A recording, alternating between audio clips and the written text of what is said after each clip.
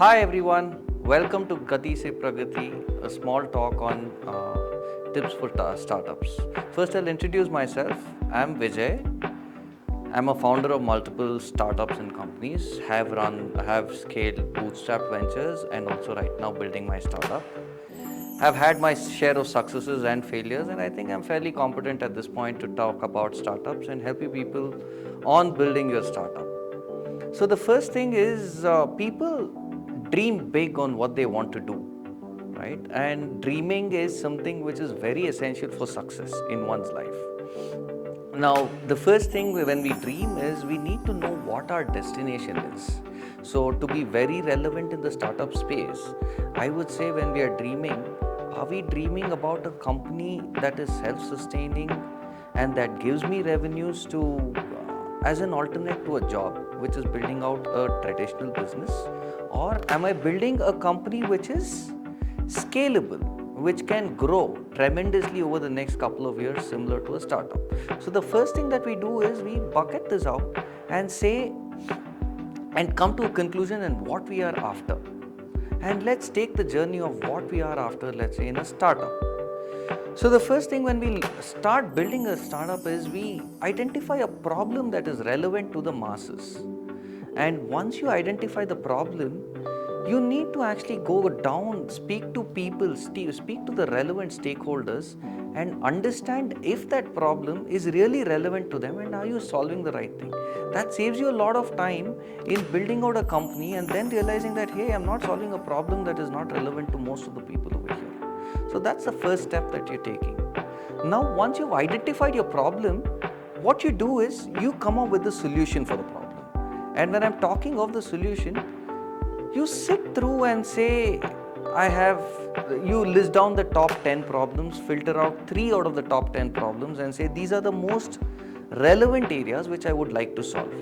And you might have multiple ways to solving that problem. Focus on one single way which solves the problem for majority of your stakeholders. So at that point, you've arrived at a solution for the problem that you're solving. And then you start building that out. It can be a hardware product, it can be an app, it can be a website, it can just be a service that you're providing. Whatever is your solution, first test it out to the user, with your customers, and see if they are engaging with your solution. Now, once they start engaging with the solution, they will say that, hey, it's a great problem, I'm adding value. So start looking at the value proposition that you're providing to all the stakeholders who are using your solution. Now, coming to the next step, once you've created a value for them, you've just created a rough prototype of how you're going to help people go about with that. So the next step to doing that is actually building a viable product which can be used or probably be used at scale for people. So at this point, till now, you have not built a company. You have just thought of the idea that you're pursuing and thinking of a path towards building the solving the problem for your customer.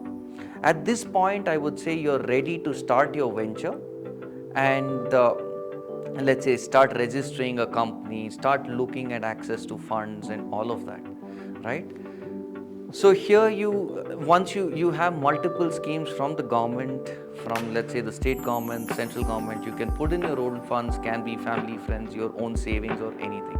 Once you've built your prototype and you've successfully demonstrated that you're capable of solving it, you raise your first tranche of funds and then come up with a plan on how to actually scale this up, which is your sales plan itself.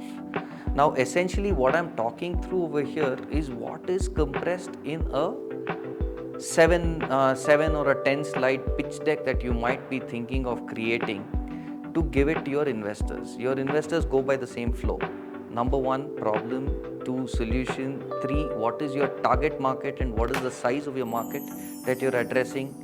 4, what is the value proposition that you have towards your customer. 5, what is your sales plan and how are you going to scale your product. 6, at this stage, once you're having a sales plan, along with that, you'll have to start defining your revenue model. How are you going to make money today on the short term? How are you going to acquire your customers? And how are you going to make money on the long term? which is let's say 4 years, 5 years down the line, and how you're going to have a sustainable company. Now, once you have all of these covered, then you start chalking out a plan of what is the funds that you require to build out your team, to acquire your customers, and also to start building your solution on a scalable fashion. At this point, I would say you're ready for taking investments for your company and building out your venture. Now, it just takes one spark and one break for an investor to invest in you. So I would suggest go build out your great product from an idea, dream big, and prove yourself at every point that you are the right person, you have the right team to build a company that will add value to your investor. And at no point move away from the single focus and goal of what you're trying to solve. And of course, that doesn't mean don't take suggestions from people. Always be open towards suggestions, take all the inputs from people, evaluate that and see what suits best to what you're doing, and take a very wise decision.